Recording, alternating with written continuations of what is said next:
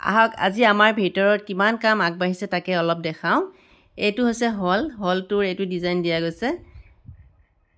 ফল চিলিঙৰ কাম প্ৰায় হৈ গৈছে, এতিয়া ৰং মৰা কামহে আৰম্ভ হ'ব। এইফালে ৰং মিস্ত্ৰীয়ে ৰঙৰ কাম কৰি আছে। এইটো ৰুম চাওক আৰু ডিজাইনটো চাওকচোন কেনেকুৱা লাগিছে, ভাল লাগিছে নে বেয়া লাগিছে জনাব দেই।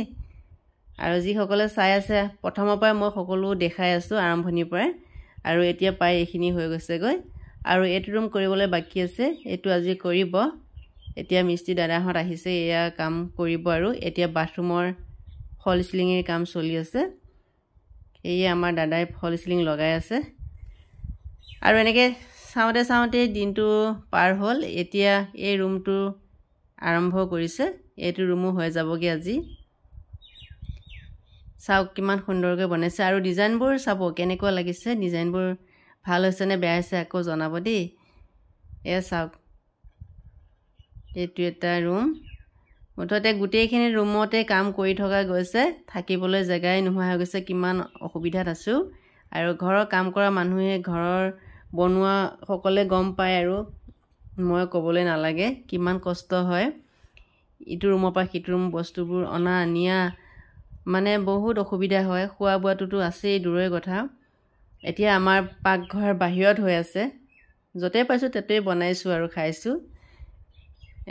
সেয়াই আৰু কাম চলি আছে, আৰু নাজানো কিমান দিন লাগে। সোনকালে হ'ব বুলি ভাবোঁতেই কামবোৰ ওলাই গৈ আছে। প্ৰথমতে এটা দুটা ৰুমেই কৰিম বুলি ভাবিছিলোঁ, এতিয়া প্ৰায় গোটেইখিনি ৰুমেই হৈ গৈছেগৈ। এয়া চাওক আকৌ এইটো ৰুমত এইটো ডিজাইন বনাইছে, ডিজাইনবোৰ ভাল লাগিছেনে? নতুন এটা ডিজাইন চাই পেলাই দিলোঁ, এতিয়া কৰি আছে। এয়া চাওক গৰমটো বহুত বেছি হয়, আৰু অকণমান এতিয়া ঠাণ্ডা পৰিব যেনিবা, সেয়ে ফল চিলিং লগাই দিলোঁ গোটেইখিনি ৰুমতে। এইটো কিটচেন ৰুম হয়, ইয়াতো হৈ গৈছে প্ৰায়। আৰু আমাৰ ঘৰৰ বস্তুবোৰ চাওক কেনেকৈ পৰি আছে, মানে থ'বলৈ জেগা নোহোৱা হৈ গৈছে, য'তে যি পাওঁ ত'তে থৈ দিছোঁ। আৰু এইফালে পাকঘৰৰ কাম, মানে ভাত ৰন্ধা সকলো কাম বাহিৰতে হৈ আছে। এইফালে বাবুৱে গেছত বিলাহী পুৰিছে, আৰু মই যেনিবা ভাতখিনি বনালোঁ, ভাত দাইল বনালোঁ, চব্জি বনালোঁ। আৰু এতিয়া খাবলৈ জেগা নাই, সেয়ে আমি এইকণ জেগাত ইয়াতে ভাত খাব লৈছোঁ। এয়া চাওক কিমান কষ্ট হৈছে, কিমান অসুবিধা হৈছে, ঘৰৰ গোটেই বস্তুবোৰ চেদেলি ভেদেলিকৈ পৰি আছে। সেয়া চাওক, আৰু গম পায় আপোনালোকে আৰু ঘৰ কাম কৰি থাকিলে কেনেকুৱা হয়। এতিয়া আমি ভাত খাই কৰি ল'লোঁ, আৰু এতিয়া ৰাতি 8টাই বাজিলে।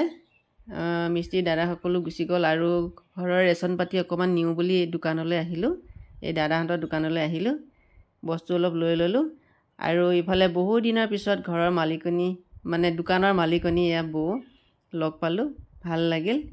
আৰু বৌ ঘৰলৈ গুচি গ'ল, আৰু আমাৰ বস্তুখিনি লৈ আমি এতিয়া ঘৰলৈ আহি আছোঁ।